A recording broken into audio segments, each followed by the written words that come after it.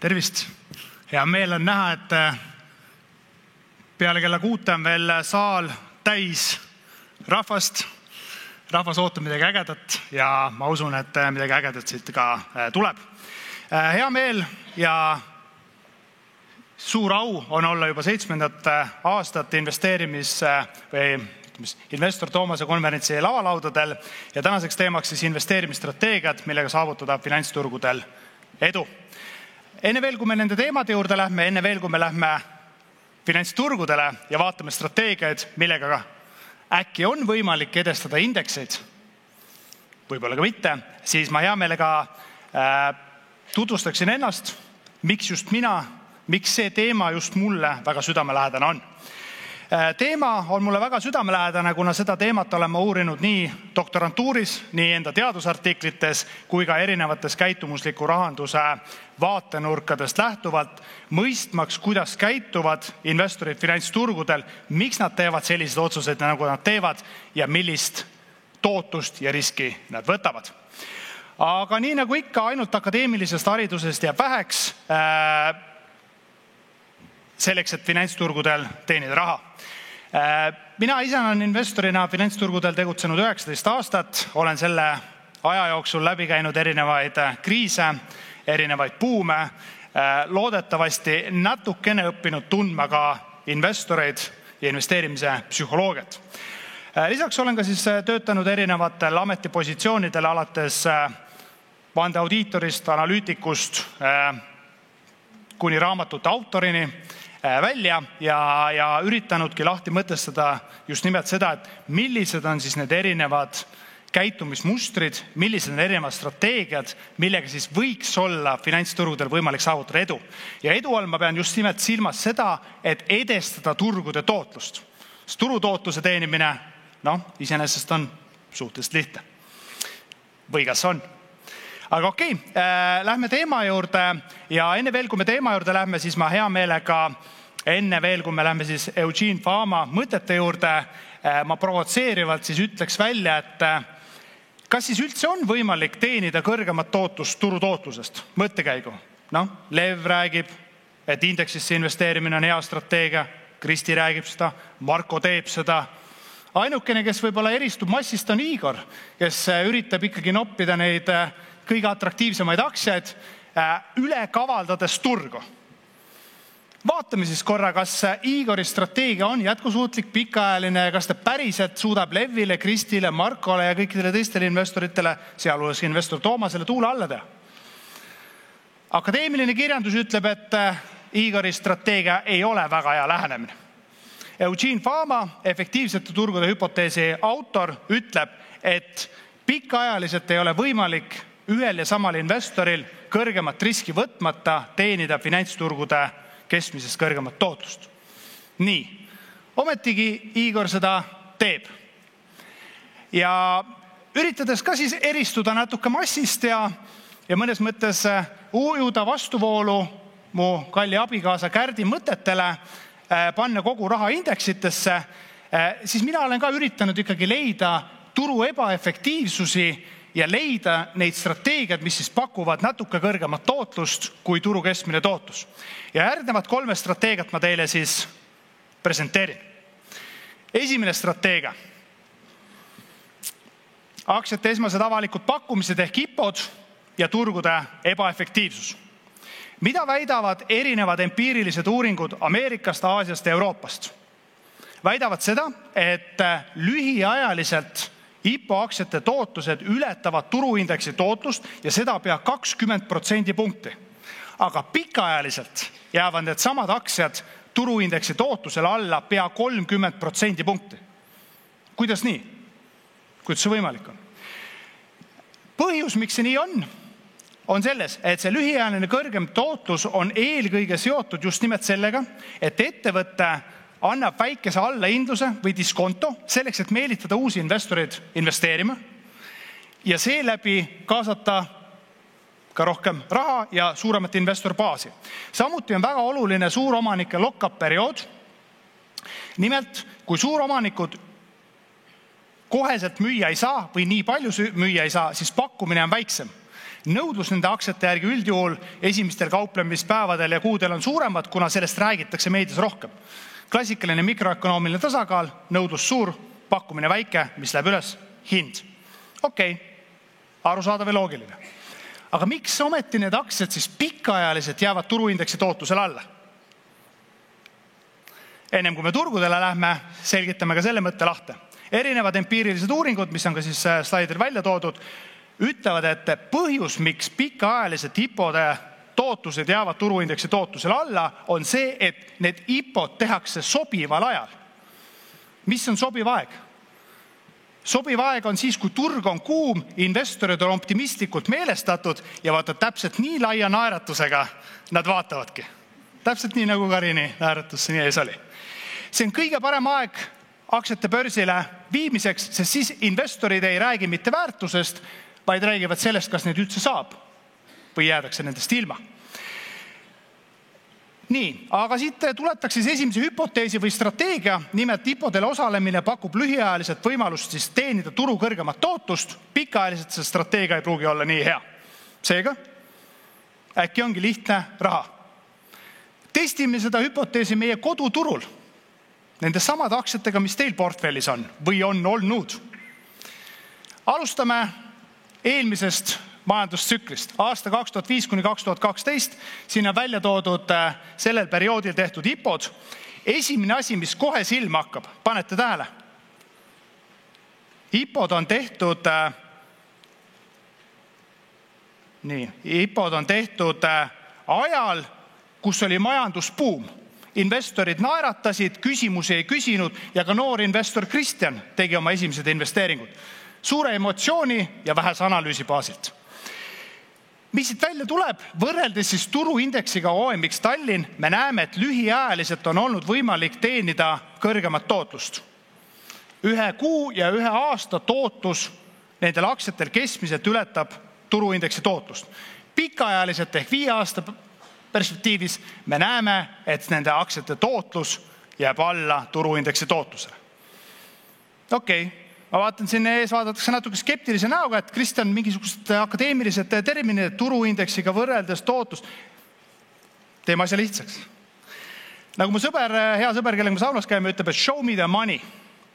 Ja ma näitan, siis teen selle asja väga lihtsalt. Ehk siis ma võtan igasugused turuindeksiga korrigeerimised siin ära, näitan siis, kas investor teenis raha või kaotas raha. Ehk siis sama joonis, ainult et kui on number roheline, siis näitab palju te teenisite protsentuaalset tootlust, kui on miinuse, siis kaotasite raha.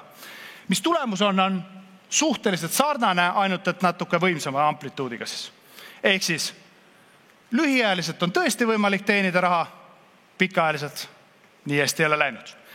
Aga see kõik oli pea 15 aastat tagasi ja eeldaks ju, et investorid on targad, õpivad oma vigadest ja neid samu vigu enam ei korda. Palun tõstke käsi püsti, kes arvab, et investorid õppisid eelmisest majandustsüklist ja enam neid vigu ei tee.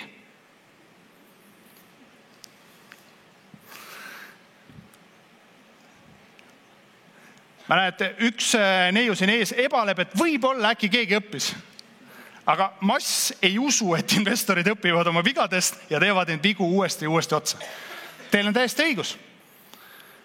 Aasta on 2020-2021, Ipodroom uugab täie rauaga, börsile tuleb veel rohkem ettevõtteid ja see kõik kordub taas.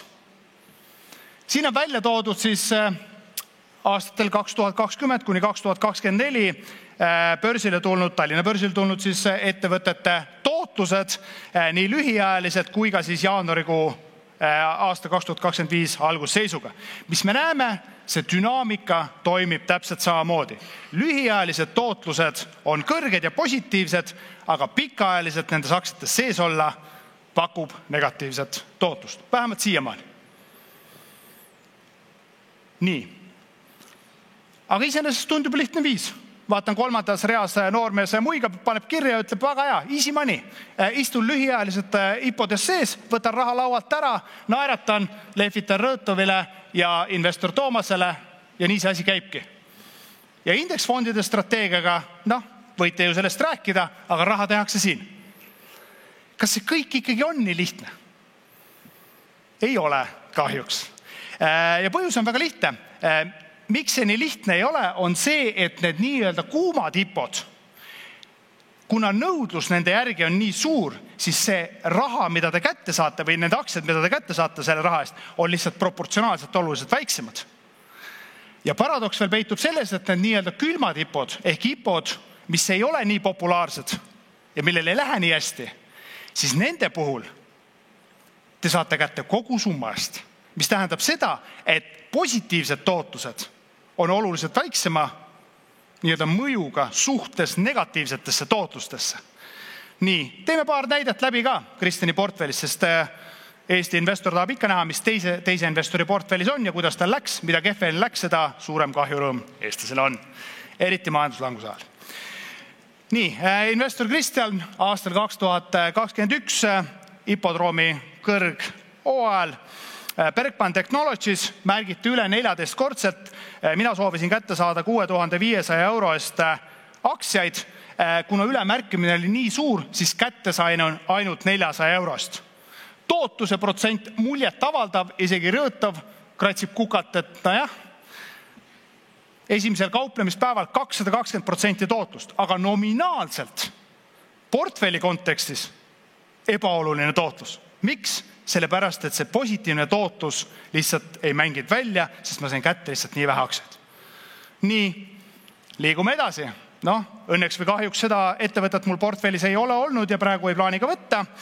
Grab2Go, selgelt alamärgiti, ettevõte oli nii-öelda külm IPO, kõik 900 investorid, kes osalesid ja soovisid aktsiaid saada, said kõik täies mahus kätte, esimese päeva tootlus -43% ja ega sealt paremaks ei läinud. Täpselt see sama asi, mis me eelnevalt rääkisime. Nii et kahjuks nii lihtne see strateegiaga ei ole, et osalen IPOdes, igale poole panen raha sisse, silmad kinni, kuu aja pärast võtan välja ja ütlen, et that's how you do it. Kahjuks ei saa. Okei, aga liigume edasi. Järgmine strateegia, millega siis vähemalt erinevad empiirilised uuringud ütlevad, et on võimalik teenida turgudel kõrgemat tootlust kui turuindeksi tootlus, on insiderite tehingute jäljendamine. Mida väidavad siis erinevad empiirilised uuringud? Väidavad seda, et jäljendades insiderite tehinguid, nii oste kui müüke, on võimalik siis annualiseeritud teenida 5-6% punkti kõrgemat tootlust kui võrdlusindeks. Tundub väga kõrge tootlus, eriti kui pikaajaliselt on võimalik seda strateegiat siis rakendada. Enne veel, kui me lähme turgudele, hakkame seda strateegiat testima, siis vaataks hea meelega ka seda, et miks see nii on.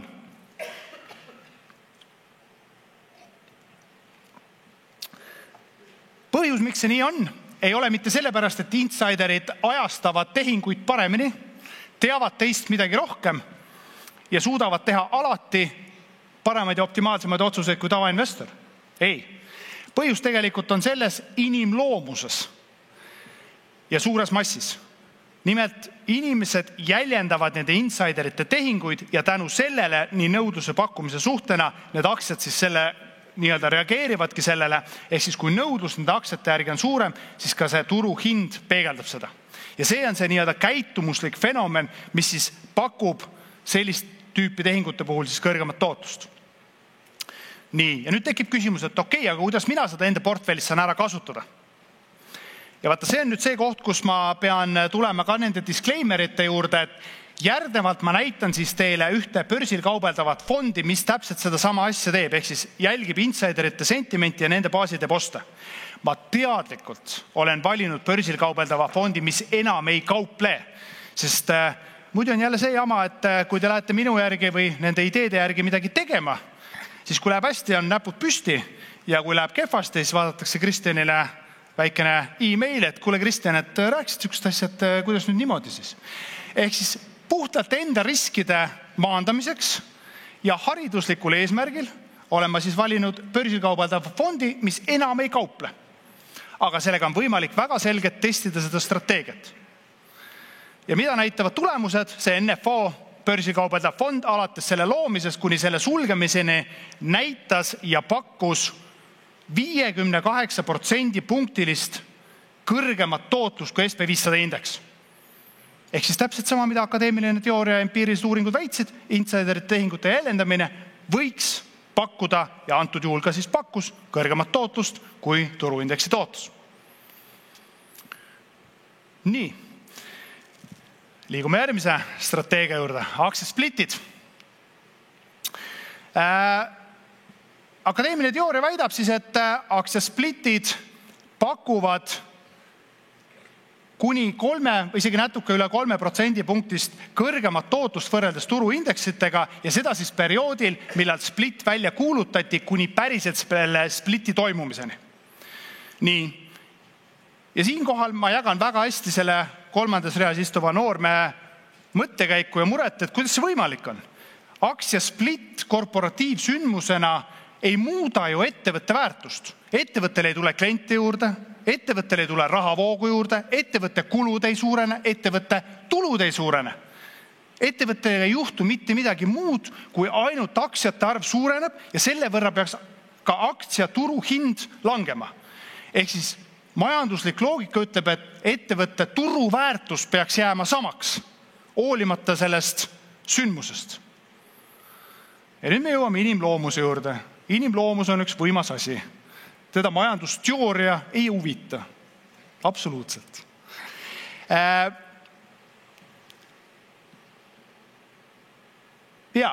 Ehk siis hoolimata majanduslikust loogikast, siis selle spliti väljakuulutamisest kuni tegeliku toimumise hetkeni on võimalik teenida süremäärast tootlust, ehk siis investorid nõudlus nende aktsiate järgi siis suureneb. Ja võtame ühe näite ka ja võtame ühe näite siis meie kodubörsilt. Vaatame, kas siin see logo vist ei ole, aga LHV. Aasta 2022 LHV teatas, et viib läbi aktsiate spliti 10:1. Aktsiahind reageeris sellele uudisele 2-päevase järjestikuse tõusuga, mille tulemusena ettevõtte turuväärtus tõusis pea 20%. Ettevõttel ei tulnud juurde ei kodulaenu kliente, ei muutunud midagi makromajanduskeskkonnas, ettevõtte kulud ei vähenenud ja ettevõtte juhtkond jäi täpselt samaks. Kõik oli täpselt sama, ainuke vähe oli see, et iga investor, kellel oli üks aktsia, sai nüüd 10 aktsiat tasemele. Ettevõtte turuväärtus tõusis pea 20%, sellel hetkel pea $200 miljonit ja naljaga pooleks võiks öelda, et $200 miljonit mitte millestki. Lihtsalt ühest väiksest nõksust, mis on tehniline. Nii et 3. idee, millega siis on võimalik teenida turuindeksi keskmisest turuindeksist või keskmisest turutootlusest kõrgemat tootlust. Vähemalt mida väidavad siis erinevad empiirilised uuringud ja mida me siis väikeses mahus ka meie kodubörsi peal testisime. Aga mis te arvate? Hakkame siis tegutsema või? Nii lihtne ongi. Võtan pärast Markol ka käest kinni ja õhtul Kristiga ka kokteiliklaasi taga arutame, et kuule, et mis te sinna indeksis siis ikka paned, et nii on ju palju lihtsam toimetada. Mis te arvate, et on siis nii lihtne või? Palun andke käega märku, kes arvab, et turuindeksit on võimalik pikaajaliselt edestada.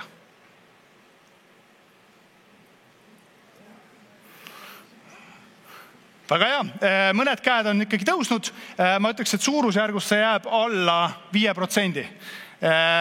Hea meel on näha, et ka Lev ja Kristi tõstsid käe püsti. Okei.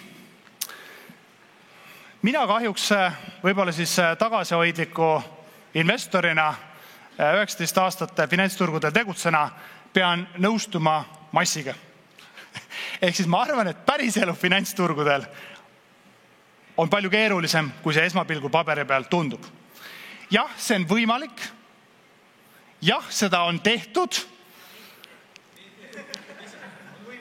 Täpselt. Aga keegi ei tea, kes seda pikaajaliselt oleks suutnud teha ja järjepidevalt. Praegu veel Igor on elab näide ja tegelikult Warren Buffett läheb ka sinna alla. Nii, ja mulle meeldib, kuidas Marko sekkub. Näha on, et me jõuame õhtustesse meeleoludesse juba vana hea riskiga korrigeeritud. Ja kohe selle Marko küsimuse peale ma panen slaidi ette. Miks ma seda väidan? Siin on välja toodud Kötsmani ja Kumari uuring, kus just nimelt riskiga korrigeeritud on välja toodud investorite tegelikud tulemused. See on küll akadeemiline joonis, ma seletan ta väga lihtsalt ja ütleme lihtsasse maakeeles lahti siis. Siin all see, näitame siin. Nii. Siin all on toodud välja siis see nii-öelda risk. See on siis portfelli kuine standardhälve, mis peegeldab seda, kui riskantne see portfell on, ütleme siis finantsmaailmas. Ja teise poole on välja toodud siis tootlus. See RF on riskivaba tootlus, ehk siis ütleme deposiidi ekvivalent ja market portfolio on siis SP500 indeksi portfell. Mida akadeemilises maailmas tehakse? Konstrueeritakse joon, mida nimetatakse capital market line'iks, mis peaks siis illustreerima seda, et mida rohkem sa riski võtad, seda rohkem teenid sa tootlust. Jätame selle akadeemilise jutu kõik kõrvale, õhtu on juba ja kõik mõtlevad selle peale, et millist kokteili ikkagi paaris valida. Akadeemiline teooria ütleb, et enamus investoritest võiks ja peaks asuma selle turujoone lähistel. Olenevat riskist peaks nad teenima ka tootlust. Aga reaalsuses, mis me näeme seda, et sellest joonest üleval pool, ehk siis just nimelt nagu Marko ütles, riskiga korrigeeritud tootlus investoritel. Kui palju suudavad siis edestada turutootlust? Ja see erinevate uuringute põhjal jääb alla 10%. Ehk siis 90% investoritest ei suuda ei riskiga korrigeeritult ega ka nominaalset turuindeksit edestada. Ja kõik need hallid täpikesed, mis siin välja on toodud, need on Ameerika investorite portfellid sellel aja hetkel.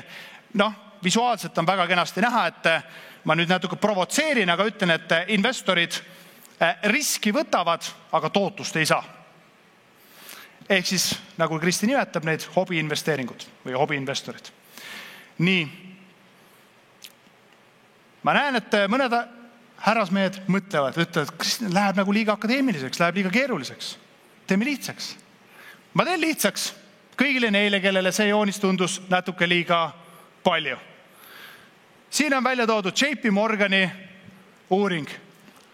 20-aastane tootlus erinevate varaklasside lõikes ja vana hea keskmine investor.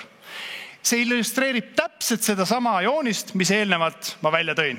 Keskmine investori tootlus nendele perioodidele nii buumide kui languste ajal 3,6% ja SP500 indeksi tootlus suurusjärgus 10%. Ehk siis sõnum selles mõttes on minul väga lihtne. Ajasta, mida sa ajastad, tootlus tehakse turgudel pikaajaliselt distsiplineeritud investeerimisega. Ja enamus investorite jaoks kõige edukam strateegia on laiapõhjaline hajutatud indeksfond. Ja kui te mind ei usu või kui te ei usu akadeemilist teooriat, siis vaadake Kristjanit. Seal teie poolt vasakul pildil on Kristjan, kes on turgu ajastamas. Ta teenib turu keskmist tootlust, mis on see 3,6%.